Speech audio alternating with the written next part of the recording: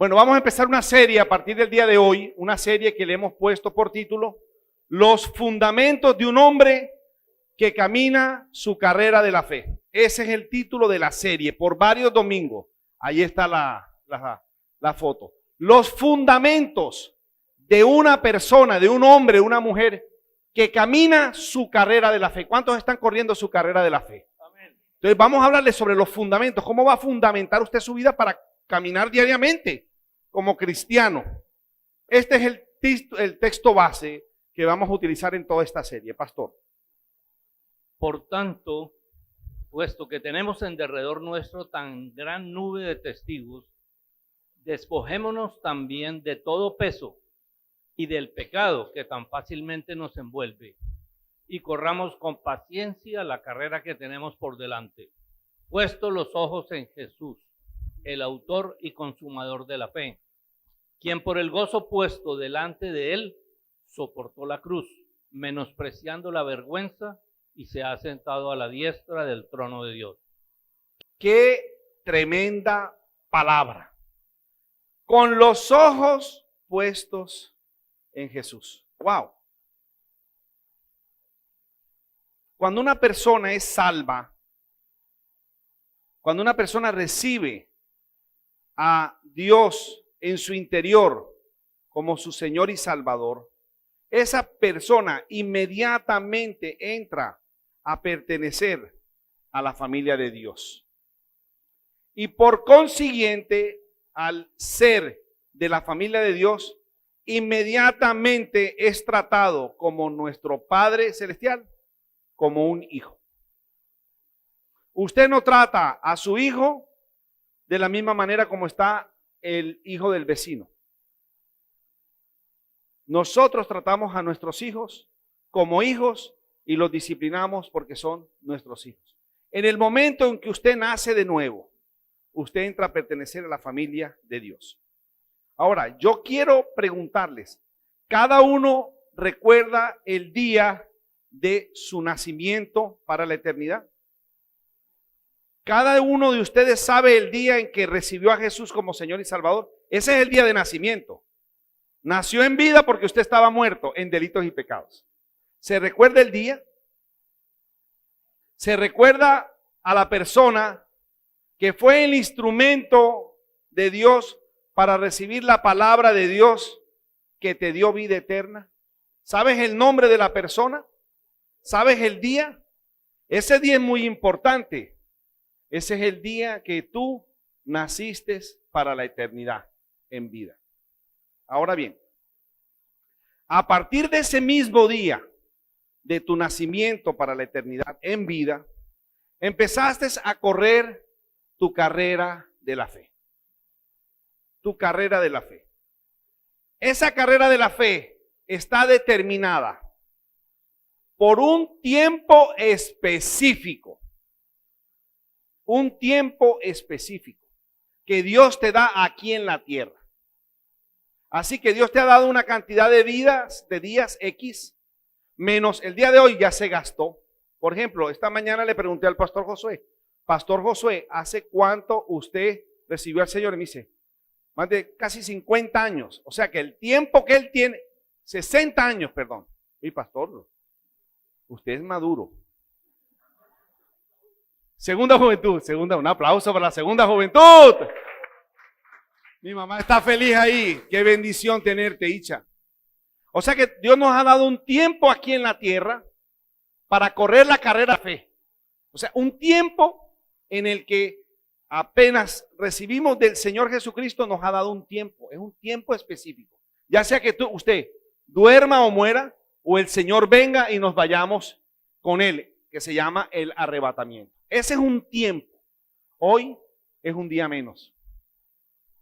Ya sea para que esté más cerquito para su día de dormida o de muerte, o que el Señor suene la trompeta y nos vamos con Él. Es un tiempo determinado. No son días añadidos, son tiempos específicos, escritos en el cielo, en un libro, nuestros días en la tierra. Pero también el Señor ha preparado pruebas perfectamente preparadas para producir una riqueza interna llamada el carácter de Cristo. Entonces, hay tiempo determinado y hay pruebas específicas. Pruebas para producir de la riqueza eterna de Dios, que es el perdón, pues las pruebas serán preparadas que te ofendan. Pruebas preparadas para que te ofendan y tú necesitas reaccionar correctamente para que el Espíritu Santo produzca en ti su riqueza llamada el perdón. Así que no estás salado con lo que le está pasando. A los que son impacientes, ¿dónde están los impacientes? Bueno, las demoras que están teniendo son parte del proceso que el Señor utiliza para producir de su paciencia. Mientras estamos esperando ese tiempo de nuestra partida o de la sonada de la trompeta e irnos con el Señor, debemos establecer en nuestra vida unos fundamentos o bases en nuestro diario vivir para poder correr la carrera de la fe. Muchos de nosotros traemos del mundo unos fundamentos que establecimos, ya sea porque lo aprendimos en la familia, ya sea porque nos los inculcaron en la sociedad. Y esos fundamentos, vivimos por esos fundamentos, pero ahora al estar en el reino del Señor, en el camino angosto, porque es el camino angosto, esos fundamentos con los que tú estableciste tu vida no sirven. Voy a poner un ejemplo. En el mundo muchas veces dicen que una persona es grande cuando tiene muchos servidores, ¿verdad? Muchos sirvientes. Esa persona recibe al Señor y resulta que el fundamento aquí, en el reino de los cielos, en el camino angosto, en tu carrera de la fe, es que el mayor no es el que tiene muchos servidores, sino el que sirve. Completamente opuesto. Y eso produce en usted un cortocircuito en su cabeza. Y eso significa que necesita morir a ese estilo de vida e instalar fundamentos preciosos en tu corazón para poder correr tu carrera de la fe. Así que, si quieres correr tu carrera de la fe con los fundamentos que traías del mundo, el que me la hace, me la paga. Ese fundamento no sirve en el reino. Necesitas aprender del fundamento del perdón. El que me la hace, le pongo a la otra mejilla. ¡Oh! Es duro, es diferente, pero es lo que dice la palabra de Dios. Debemos establecer, y eso es lo que estamos haciendo en esta serie.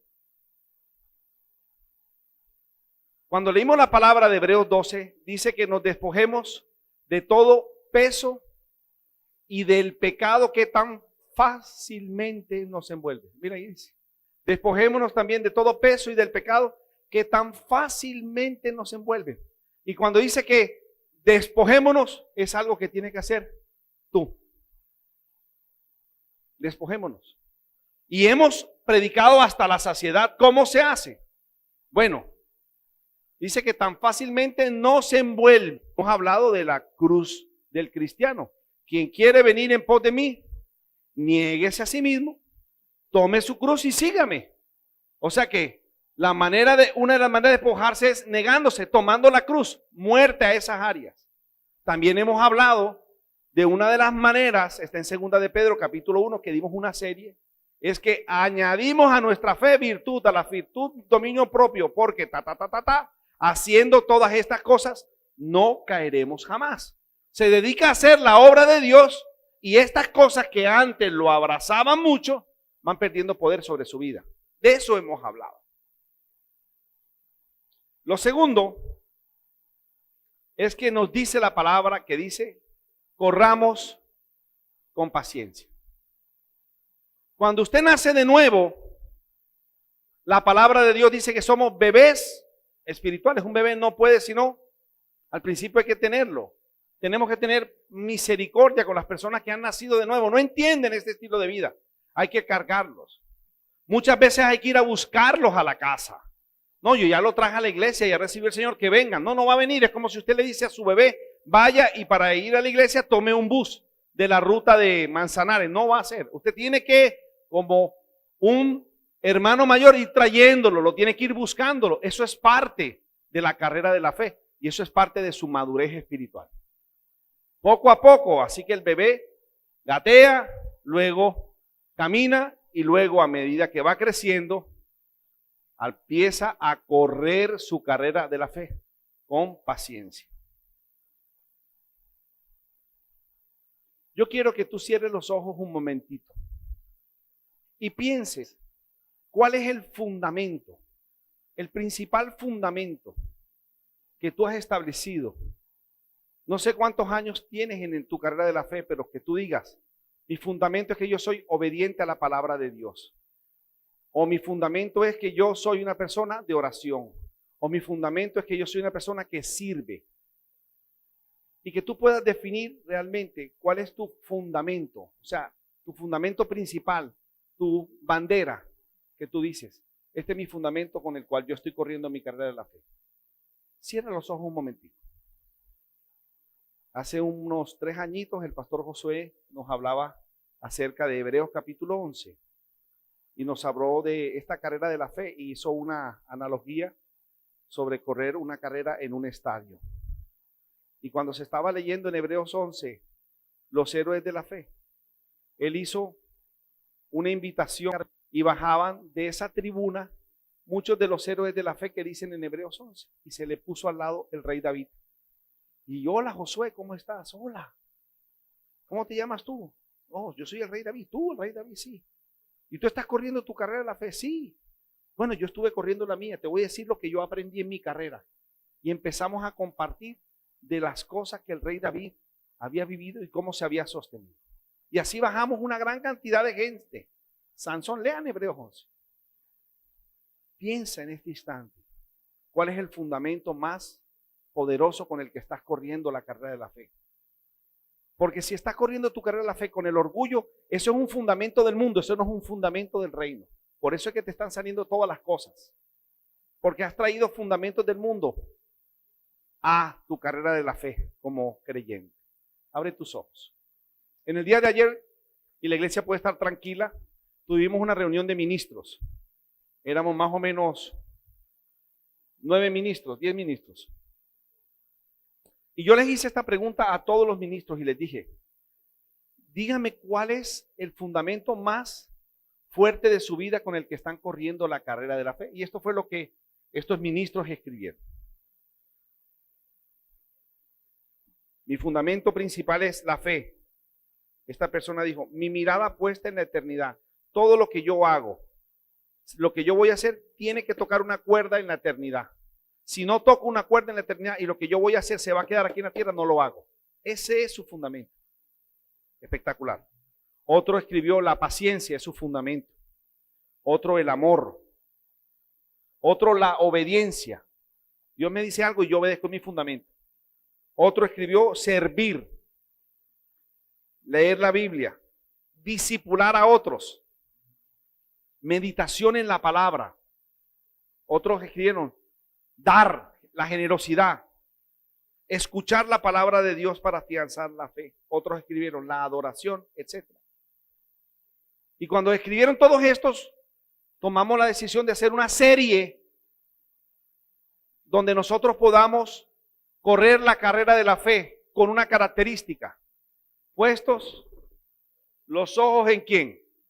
En Jesús, el autor, el que produjo la fe y el que hace que cumplamos es por la fe, el que nos va alimentando, el que perfecciona nuestra vida. Entonces vamos a poner los ojos en Jesús. Y de todas estas cosas que vamos a enseñar, es una serie muy, muy especial, donde usted va a decir, esa es la que yo necesitaba. Mi fundamento era otro, esa es la que yo necesitaba. Empecé con la más visible, con la que se podía ver a Jesús. Se le vieron muchas, pero yo vi esta. La oración. La oración. Jesús era un hombre de oración y es un hombre de la presencia de Dios. Ahora Él es Dios. Y Él está sentado a la diestra del Padre. ¿Qué es la oración? ¿Es el fundamento de tu vida cristiana la oración? Si estás escribiendo, me gustaría que analizaras esta definición de oración. La oración es la unión de la voluntad de Dios con el pensamiento del creyente. Dios tiene una voluntad y nos las hace saber a nuestra alma a través del Espíritu Santo de Dios. Entonces la oración es devolverle a Dios lo que Él empezó. Esa es la oración que Dios responde. Es la oración que Dios inicia. No todo lo que tú dices es que yo le voy a pedir a Dios porque la Biblia dice que todo, y lo subrayan así, lo que tú pidas a mi Padre en mi nombre, mi Padre te lo dará. Entonces yo pido cualquier locura en el nombre de Jesús y no pasa nada. Le falta un poquito más de estudio a la oración. Así que esta mañana rápidamente voy a compartir este fundamento de la vida cristiana de la oración, pero desde 3 puntos de vista, 3 bases de esta oración. Voy a hablar sobre la lectura de la palabra, voy a hablar sobre la meditación y voy a hablar sobre escuchar la voz de Dios. La lectura de la palabra, necesitamos entender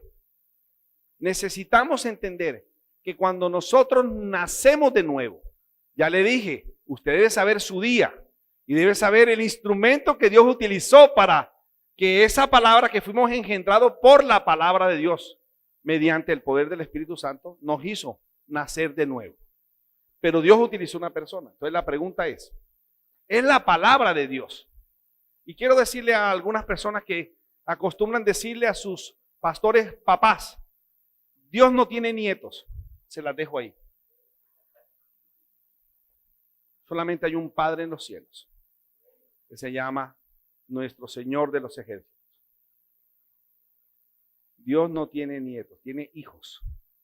Nosotros somos mentores, o si por cariño, quiere decir como papá, pero nunca en esa. Nosotros fuimos engendrados por la palabra de Dios de una persona.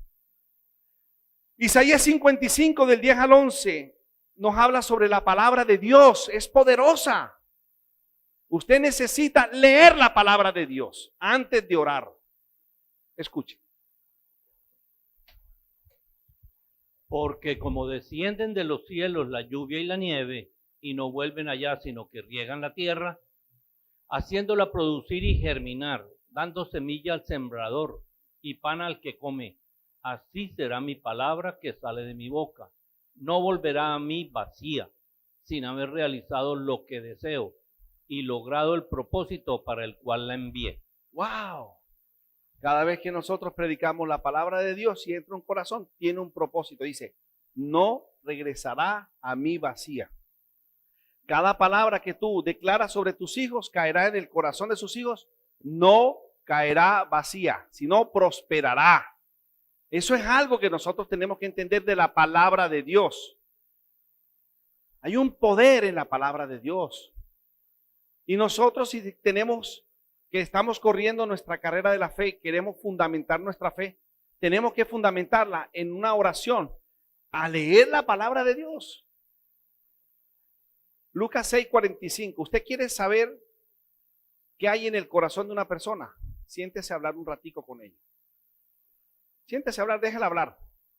Déjala que emita sus conceptos, déjala que emita sus juicios y mire lo que sucede. El hombre bueno del buen tesoro de su corazón saca lo que es bueno. El hombre malo del mal tesoro saca lo que es malo, porque de la abundancia del corazón habla su boca. ¡Wow! O sea que usted escucha a una persona y sabe qué fue lo que le metió al corazón. Palabra no hay. Palabra no hay. Hay que entender eso. De lo que hay en tu corazón, habla tu boca. Si en tu corazón hay palabra de Dios, entonces hablarás palabras de Dios. Pero si no hay palabra de Dios, nunca hablarás y nunca confesarás la palabra de Dios. Si en tu corazón hay palabra y promesas, entonces en tu corazón aumentarás en la fe. Porque la fe viene por el oír. Y el oír,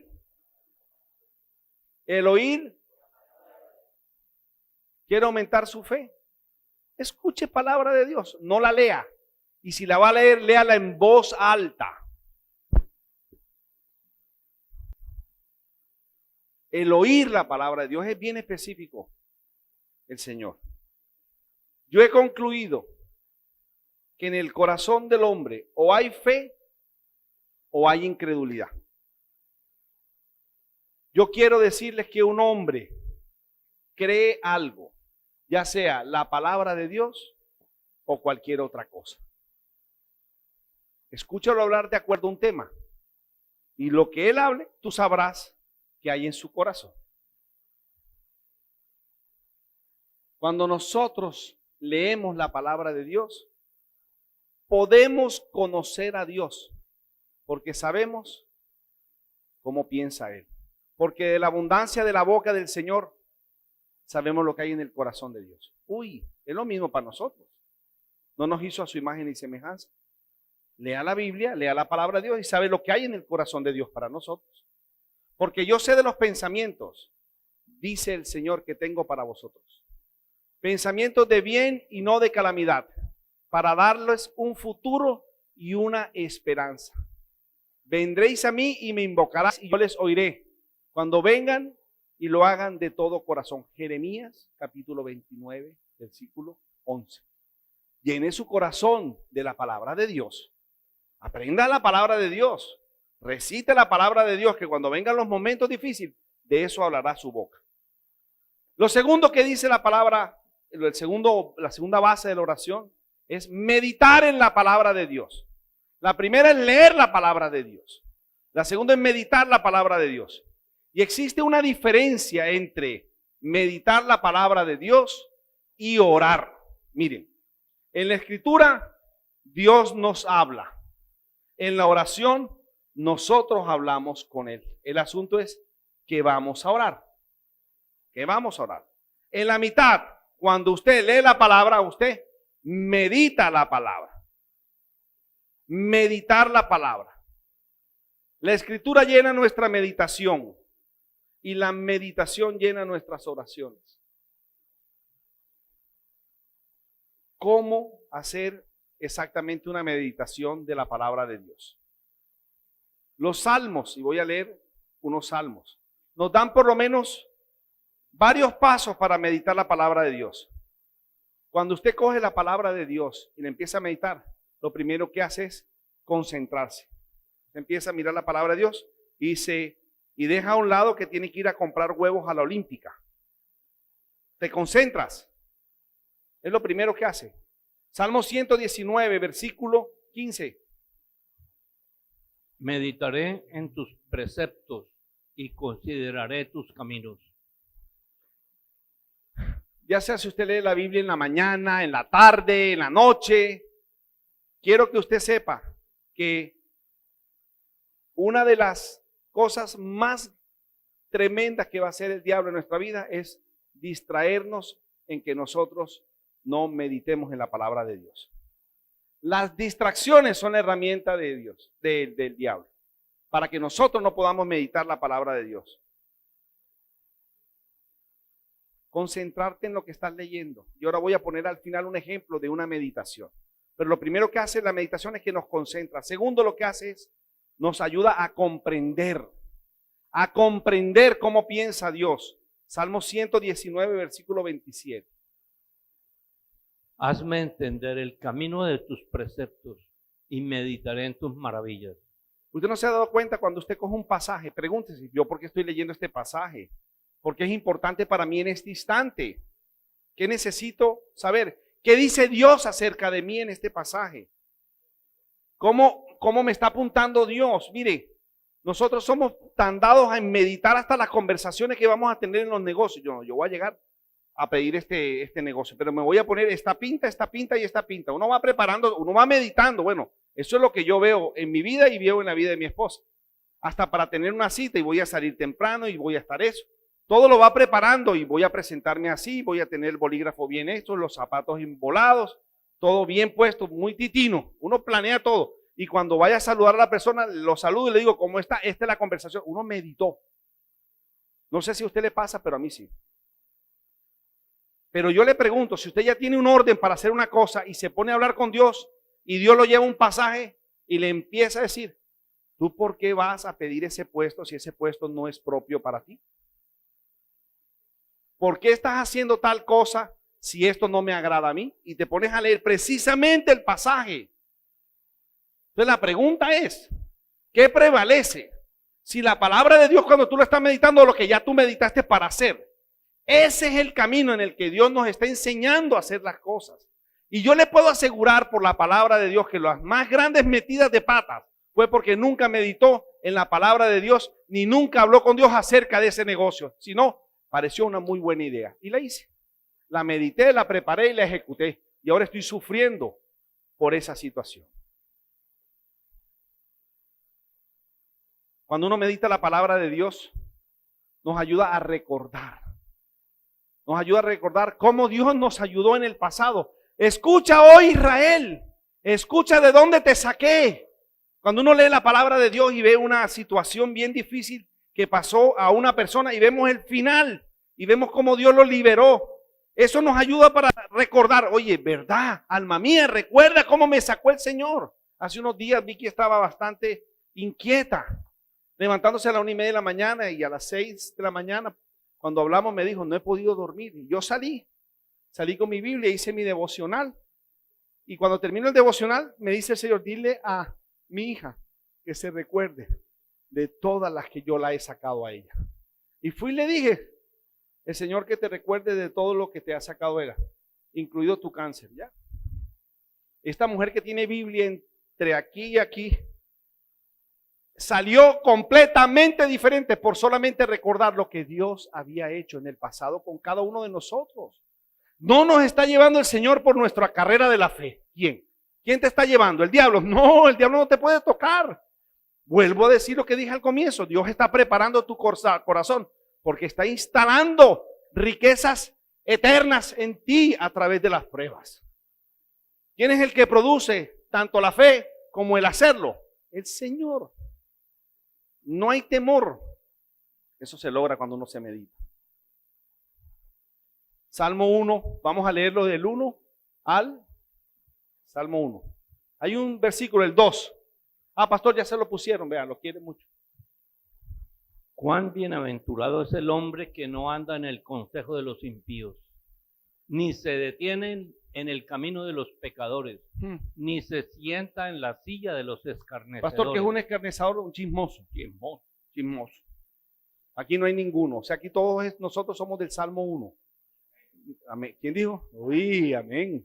Ni nos sentamos, no estamos en el consejo de los hombres sin Cristo, ni en el camino de los pecadores nos detenemos, ni estamos con los chismosos. Somos del Salmo 1. Diga, yo soy del Salmo 1. Amén. Así se le dieron poner un grupo de vida, los del Salmo 1. Sino que en la ley del Señor está su deleite. Y en su ley medita de día y de noche. Sigamos. Algo pasa. Será como árbol firmemente plantado junto a corrientes de agua, que da su fruto a su tiempo, y su hoja no se marchita. En todo lo que hace, prospera. No así los impíos, que son como paja que se lleva el viento. Por tanto, no se sostendrán los impíos en el juicio, ni los pecadores en la congregación de los justos. Porque el Señor conoce el camino de los justos, mas el camino de los impíos perecerá. Usted sabe que un hombre sabio, un hijo de Dios sabio, cuando lee la palabra de Dios y se topa con Proverbios 6, que dice, ¿podrá poner el hombre fuego entre su seno y no se quemará? ¿Podrá caminar sobre brasas encendidas y no se quemará? Así es el hombre que se llega a la mujer de su prójimo, no quedará sin castigo. Y un hombre que está planeando un traqueteo con otra vieja o con otro viejo y se lee Proverbios 6, dice, no, yo creo que el Señor me está hablando. O posiblemente hoy esté hablándole a alguno de ustedes. Y necesita meditar en la palabra. Dice que si es sorprendido pagará 7 veces. Esa palabra llega y dice, no. Estoy meditando y esto me está corrigiendo mi camino. Porque eso se escribió hace más de no sé cuántos miles de años, 4,000 años. Pero la palabra de Dios es viva y eficaz. Se cumple. Es actualizada. Cuando usted, hijo de Dios, quiere conocer los caminos de Dios y empieza a meditar la palabra, Dios lo guiará a los pasajes precisos para que usted pueda correr su carrera de la fe. Se lo puedo asegurar. Por ahí unas personas que cuando están leyendo la palabra y lo que leen no les gusta, arrancan la hoja y dicen, esta no me gusta. La Biblia de ellos es flaquita, flaquito. Una broma. Y aplique la Biblia, Tito, capítulo 3, versículo del 3 al 5. Cuando una persona, por ejemplo, usted está llega en la mañana, voy a meditar en la palabra, ¡pa! Y empieza, le tocó en su diario lectura, Tito, capítulo 3, versículo del 3 al 5, y lee lo siguiente. Porque nosotros también en otro tiempo éramos necios, desobedientes, extraviados, esclavos de deleites y placeres diversos, viviendo en malicia y envidia, aborrecibles y odiándonos unos a otros. Pero cuando se manifestó la bondad de Dios nuestro Salvador y su amor hacia la humanidad, Él nos salvó, no por obras de justicia que nosotros hubiéramos hecho, sino conforme a su misericordia, por medio del lavamiento de la regeneración y la renovación por el Espíritu Santo. Posiblemente lees eso, ponme el versículo anterior y dice, ay caramba, ¿será que yo estoy volviendo a esas cosas de las cuales el Señor me sacó? El versículo anterior, el 3. ¿Será que tú me estás hablando? ¿Será que yo estoy cayendo en desobediencia?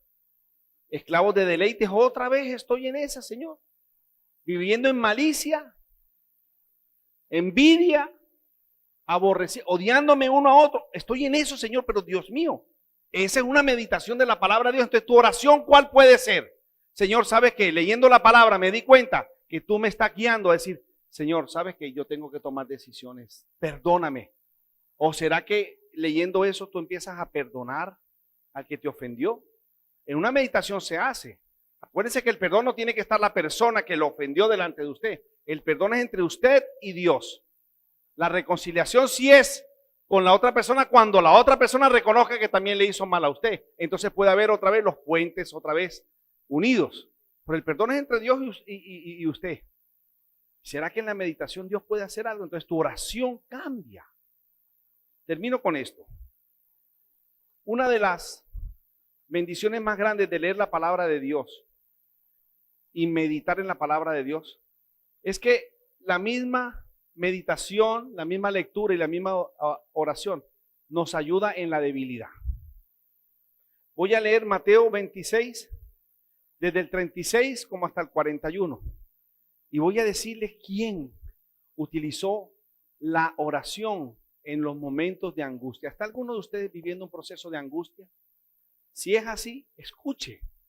Tenemos un abogado que puede compadecerse, uno que se angustió, uno que en cierto momento tuvo debilidad y no pecó. Fue nuestro Señor Jesucristo. Entonces Jesús llegó con ellos a un lugar que se llama Getsemaní y dijo a sus discípulos, sentados aquí mientras yo voy allá y oro. Y oro, la oración. El 37, lo tenemos. Y tomando consigo a Pedro y a los dos hijos de Zebedeo, comenzó a entristecerse y a angustiarse. Entonces les dijo, mi alma está muy afligida hasta el punto de la muerte. Quedaos aquí y velad conmigo. Velad y orad. Y orad. Velad y orad para que no entréis en tentación. El espíritu es puesto, pero la carne es débil. Y dice que él oró a quien podía librarle de la muerte. Padre, para ti todas las cosas te son posibles. Hermanos, ¿ustedes no creen que la oración sea un fundamento muy especial para sus vidas? Si el Señor en el momento de angustia fue y oró, dice que fue 3 veces y los encontraba dormidos, Y les dijo, velen y oren para que no entréis en tentación. A la verdad, el espíritu está dispuesto. La carne no le gusta orar, la carne está tapada, disfrazada, engañada, la desgraciada. A la carne hay que darle solamente palo. ¿Te acuerdas de mi abuela Nicolasa? Cuando compraban carne, ¿dónde le metían los garrotazos? En la batea, ¿verdad? Se llevaban la carne para la batea y le daban manduco, ¡pácata! Y la dejaban blandita. Ahora le echan conchas de papaya. Y queda blandita como lomo fino. No compre lomo fino. Compre carnita dura y le echa las conchas de papaya y las deja cocinando y queda blandita. ¿Ah? Papaya verde, mira, sabiduría. Enseguida va a salir del Señor. Velad y orad. Cuando en los momentos de angustia oramos, buscamos el resolver. Buscamos el resolver. ¿Cuánto más nuestro Señor Jesucristo tuvo que orar para obtener fortaleza? ¿Debe significar esto algo para nosotros? Jesús tenía la costumbre de orar. Lucas 6:12, iba a escoger a los 12 apóstoles. Y miren lo que hizo. En esos días, él se fue al monte a orar y pasó toda la noche en oración a Dios. Toda una noche para tomar una decisión. Igualito a nosotros cuando vamos a tomar una decisión. Toda la noche orando. Lucas 19:46. Oiga, pastor, esto me encantó, eso lo aprendí de este hombre. ¿Por qué creen que él fue a orar? Jesús fue a orar para escoger a los 12 apóstoles. ¿Y sabe quién estaban en la lista de la escogencia? Nuestro Señor Judas, el que lo iba a traicionar. ¿Se equivocó Jesús? No. ¿Por qué lo escogió? Pastor, dígamelo como usted un día me lo enseñó. Porque representaba a todos los hijos de perdición.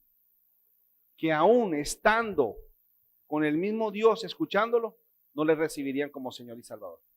Ese fue el representante, Judas. Uy, tremendo, ¿eh? Así que usted predique la palabra. Dios hará una obra. Si están dispuestos para salvación, no se puede hacer más nada.